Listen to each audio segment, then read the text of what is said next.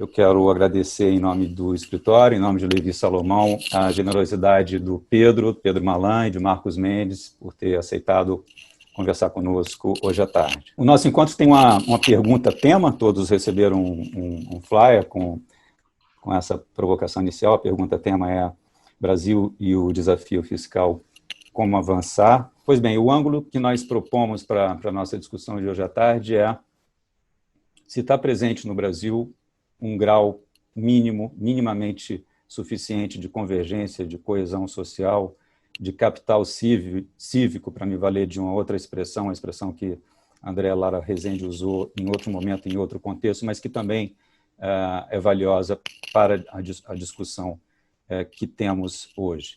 Eu penso que a pergunta é importante porque, talvez, raras vezes no Brasil, o país enfrentou, na verdade, uma erosão da coesão social, uma erosão social, um conflito, uma cisão na sociedade de maneira tão aguda como aquela que, no momento, caracteriza o nosso país.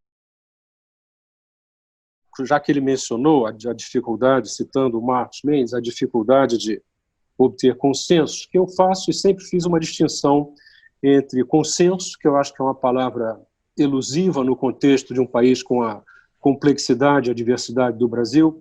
Eu sempre preferi usar a palavra, aliás, o Bolívar citou lá um parágrafo de um texto meu sobre a busca de construir as convergências possíveis.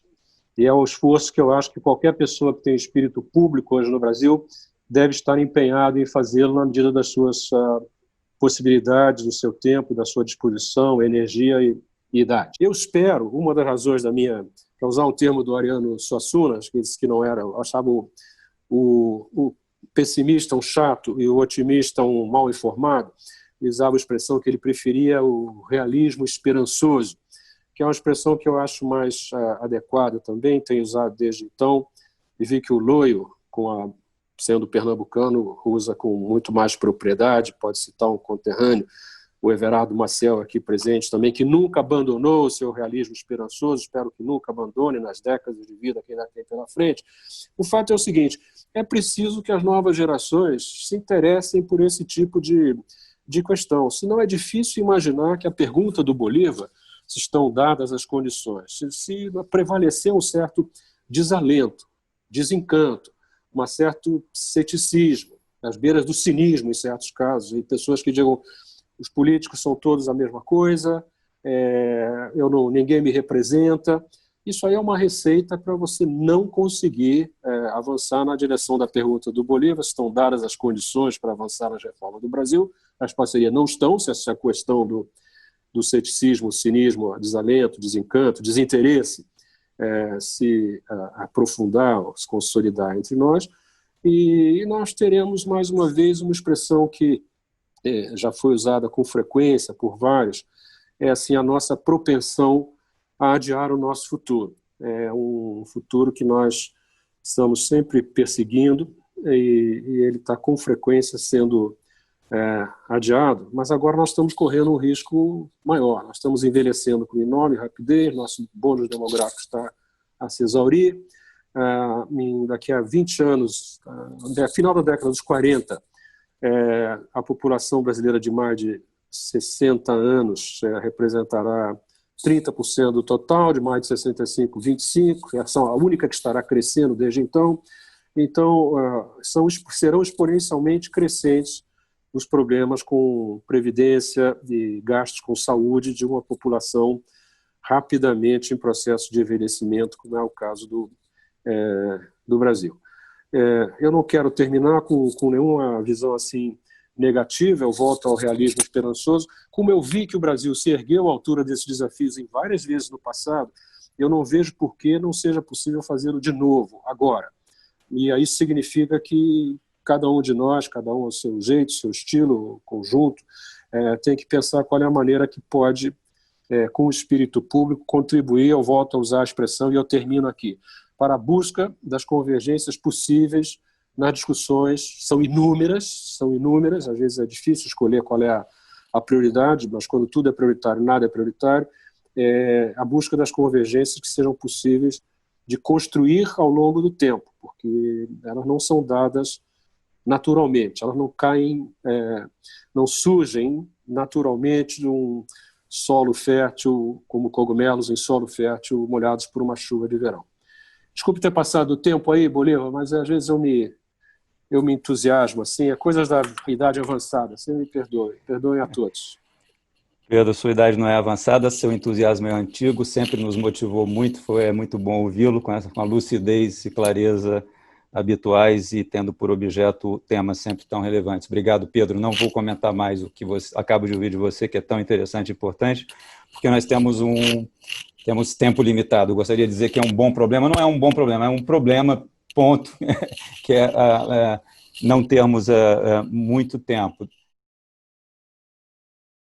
Eu acho que nós temos vários temas no nosso sistema tributário e tratá-los todos juntos seria uma complexidade muito grande.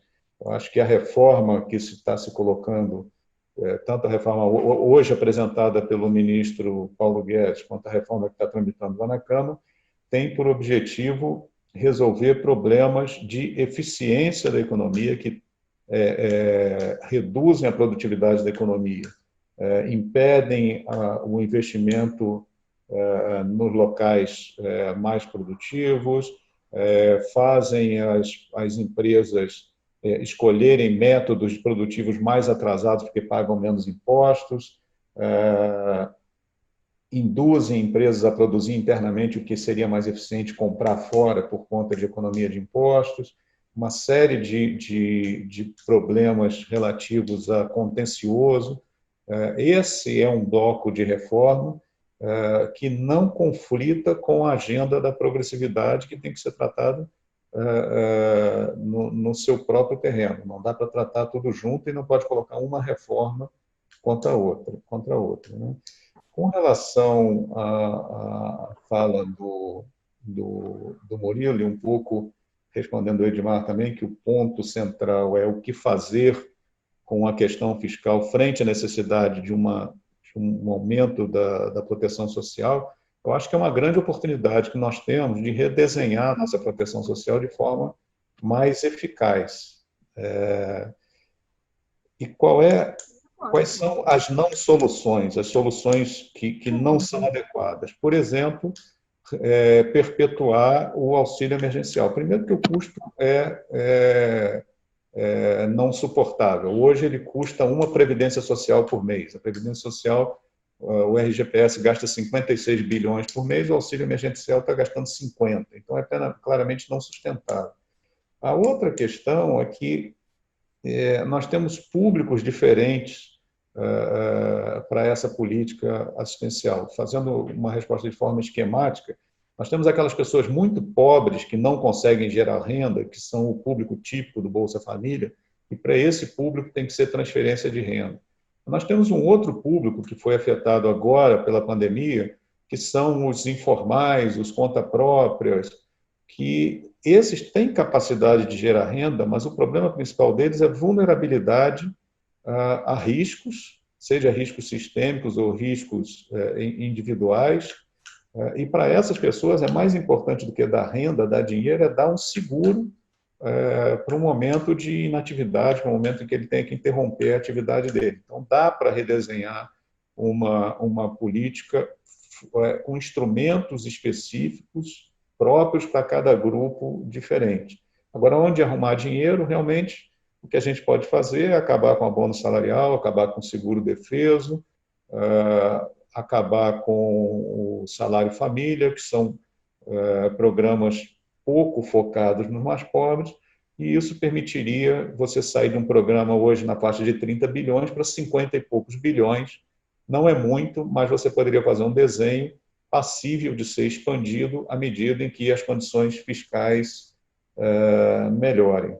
Com relação ao comentário do Zé Tavares sobre a Zona Franca, eu concordo, a Zona Franca vejo a Zona Franca como um problema, como um fruto de um sistema tributário distorcido, e acredito que existiria instrumentos alternativos e mais eficientes para levar o desenvolvimento àquela região, levar a geração de empregos àquela região, sem que isso drenasse recursos do restante do país, sem que isso impusesse externalidades negativas sobre o sistema produtivo, sobre a capacidade de gerar riqueza no Brasil. Acho que eu cobri todos os pontos. Obrigado.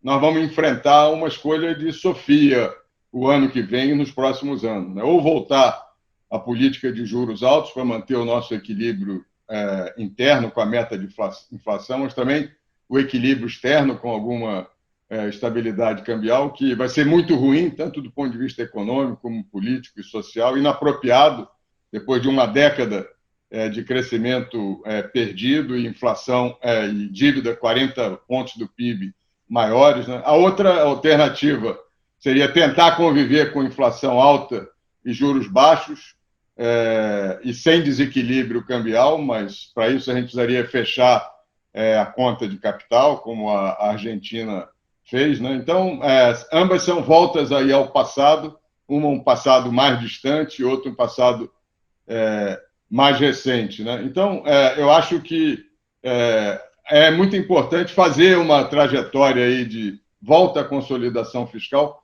com manutenção do teto de gastos. E acho que isso passa por encontrar aí um projeto que permita a ampliação e reformulação do Bolsa Família, a inclusão do auxílio emergencial de alguma forma. Nós temos que trabalhar com o que temos e não com aquilo que não temos. Em política, que é o que exatamente precisa ser definido como elemento importante, é exatamente a seguinte situação. Em política, nós não escolhemos interlocutor, Malan. O interlocutor é aqueles que estão na mesa, e aqueles que foram para lá. Ou seja, não adianta nós fazermos, por exemplo, a crítica a estes interlocutores. Há uma disfuncionalidade interna na Câmara quando você perdeu, digamos, a capacidade da formação dos consensos e administração dos dissensos pelas lideranças partidárias. Hoje, você não sabe quem são mais os líderes dos partidos. Hoje você sabe quem é o presidente da Câmara e o presidente do Senado. As lideranças do partido desapareceram como um elemento fundamental da formação das maiorias necessárias à evolução dos problemas. Agora, a questão é termos um norte, que cite-se e refira-se claramente o Baixa, que leve a uma distribuição e uma inclusão social dessa população brasileira. Não é fácil, mas é possível, né? Porque se o diagnóstico está claro do que nós precisamos fazer no Brasil, agora é uma tarefa de convencimento, ou seja, de conversar com a sociedade, com o parlamento, com as nossas instituições, né? Convencer as pessoas de que mudanças vão produzir melhorias de vida, né? E mobilizar e motivar o país, né? Esse é o nosso desafio. Acho que se a gente pensar como fazer isso, é num exercício de liderança responsável, coletivamente no país. A gente vê mais de 55 CEOs de grandes empresas brasileiras e multinacionais assinarem um documento colaborativo, propositivo ao governo, mas eles assinarem o documento, não associações assinando esse documento, mas as próprias empresas se manifestando. Eu acho que tem coisa nova acontecendo no país, fora dessas entidades tradicionais, que muitas vezes estão muito acopladas a interesses imediatos de relação com a burocracia de governo. Quer dizer, eu acho que tem muita coisa boa acontecendo no país. Eu fiquei surpreso aí com o impacto extraordinário que esse auxílio emergencial teve em termos de distribuição de renda. E a questão que eu queria colocar para os palestrantes, que se preocupam tanto com a questão fiscal como com a questão da pobreza e da distribuição de renda, é o que fazer no dia seguinte, né? O auxílio emergencial termina em 2 meses, e existe uma alternativa que é simplesmente fazer uma escadinha, acabar com ele daqui uns 3, 4 meses, e aí é a vida que continua, né? Eu acho que seria uma pena, né? Mas isso que eu queria perguntar para os palestrantes, né? Não aproveitar essa oportunidade e pensar num programa de distribuição de renda mais amplo. Então, como fazer cabelo no orçamento? Muito obrigado. Bom, primeiramente, como é óbvio, para cumprimentar o Marcos e meu chefe Pedro pelas exposições, como sempre, muito brilhantes, muito percussientes.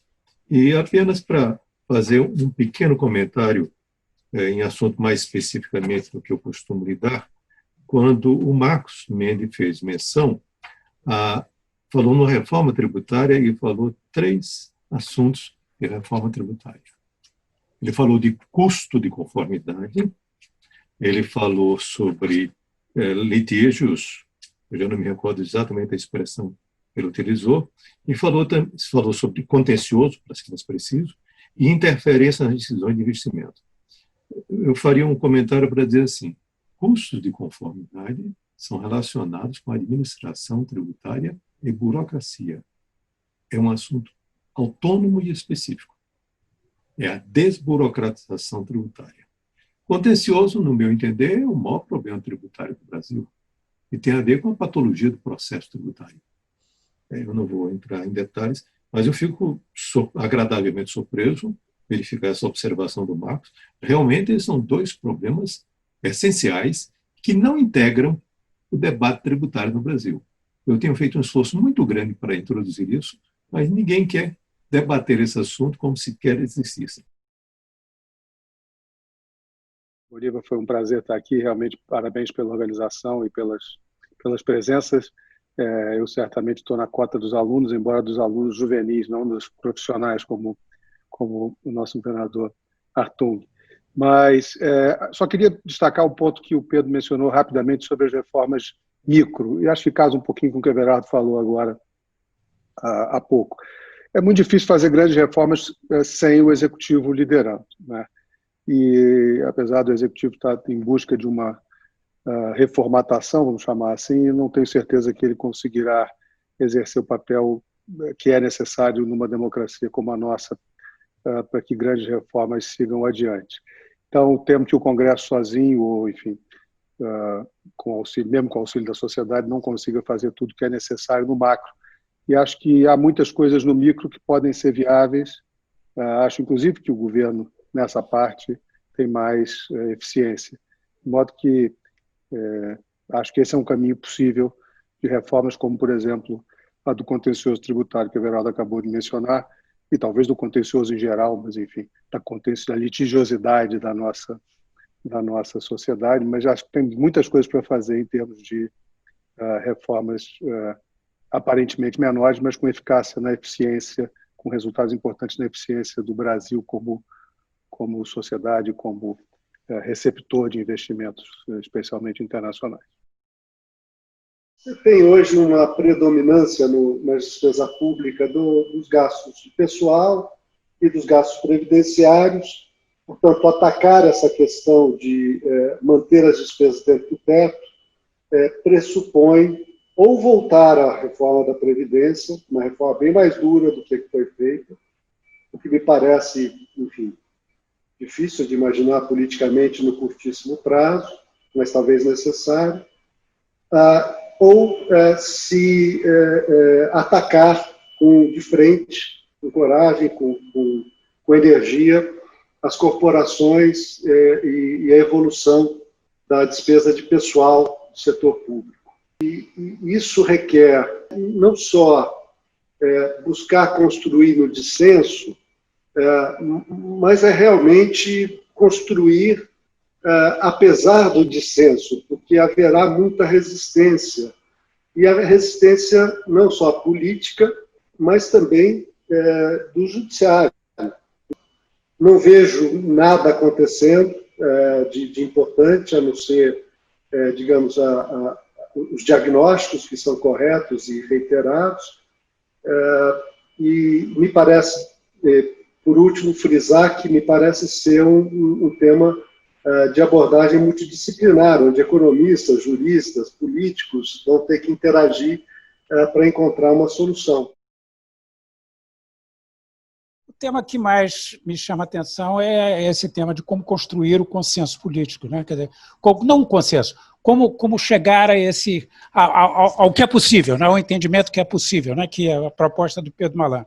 Eu acho que aqui foram feitas várias sugestões interessantes. O Murilo, a sugestão de abordagem de parlamentar a parlamentar, o Nelson Jobim dizendo que é mais importante abordar as lideranças, todo o tema do programa social, que é absolutamente essencial como um requisito básico para tudo isso.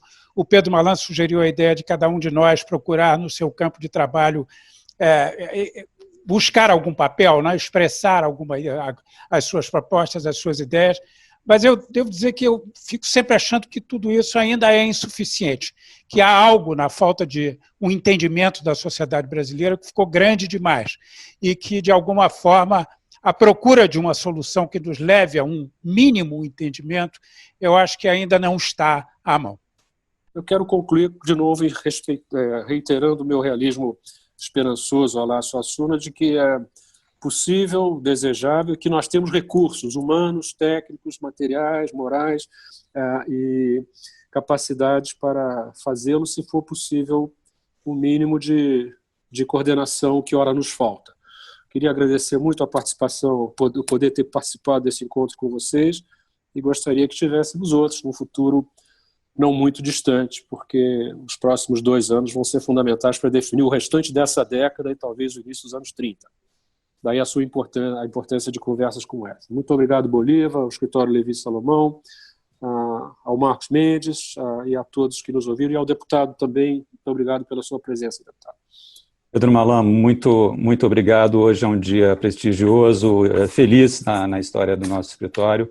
A conversa foi ótima, importante. Agradeço a todos. Marcos, no seu livro, no livro que eu mencionei, diz que o Brasil não é um caso perdido, é um paciente difícil. Trabalhei com o Pedro Malan intensamente ao longo de alguns anos. Pedro sempre dizia tinha e usava uma expressão que frustrava enormemente os jornalistas, que é um processo, trata-se de um processo.